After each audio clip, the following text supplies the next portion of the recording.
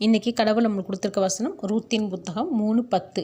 அதற்கு அவன், மகளே, நீ கர்த்தரால் ஆசீர்வதிக்கப்படுவாயாக. நீ தரித்திரரும் ஐஸ்வர்யவான்களுமான வாலிபர்களின் பிறகே போகாததினால் உன் முந்தின நற்குணத்தை பார்க்கிலும் உன் பிந்தின நற்குணம் உத்தமமாய் இருக்கிறது. இந்த வசனத்தை கொண்டு கடவுள் நம்மகிட்ட என்ன சொல்கிறத பார்ப்போம். ரூத்துக்கு அடுத்த வேளை சாப்பாட்டுக்கு கூட வழி இல்லாமல் இருந்த போதும் தவறான வழிகளை நோக்கி போகலை, தவறான செயல்களையும் செய்யலை, யாரையும் தவறாகவும் பேசலை, யார் மேலேயும் பொறாமையும் கொள்ளலை. இந்த நல்ல குணத்தை பார்த்த போவாஸ், உன் முந்தின நற்குணத்தை பார்க்கிலும் உன் பிந்தின நற்குணம் உத்தமமாக இருக்குதுன்னு அவளை பாராட்டுறான். அது மட்டும் இல்லை, அவளோட குணத்தை பார்த்து தான் அவளை திருமணம் பண்ணிக்கொள்கிறான். நம்மளை போல உள்ள மனுஷன் ரூத்தோட குணத்தை பார்த்து அவளுக்கு இவ்வளோ கரிசனையும் வாழ்க்கையும் கொடுக்கும்போது தேவன் எவ்வளோ ஆசீர்வதிப்பார்.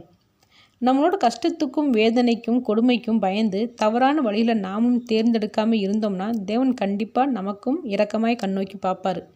சில பேர் நினைக்கலாம், நான் எந்த தப்பும் பண்ணலை, ஆனாலும் இந்த கஷ்டத்தில் ரொம்ப நாளாக வேதனை அனுபவிக்கிறேன்னு நினைக்கலாம். இங்கே ரூத் வந்த உடனே போவாஸ் அவளை ஏற்றுக்கொள்ளலை. கொஞ்ச நாள் காத்திருந்து அவளோட பொறுமை, நியாயம், அன்பு இப்படி எல்லா நல்ல குணத்தையும் பார்த்ததுக்கு அப்புறம்தான் அவளை ஏற்றுக்கொண்டான். அதே போல் தான் கடவுள் பார்த்துட்டே இருக்கிறார். நம்மளை கஷ்டத்தில் இருக்கும்போது வழி தவறி போகிறோமான்னு நம்மளை கண்காணிச்சிட்டே இருக்கிறாரு.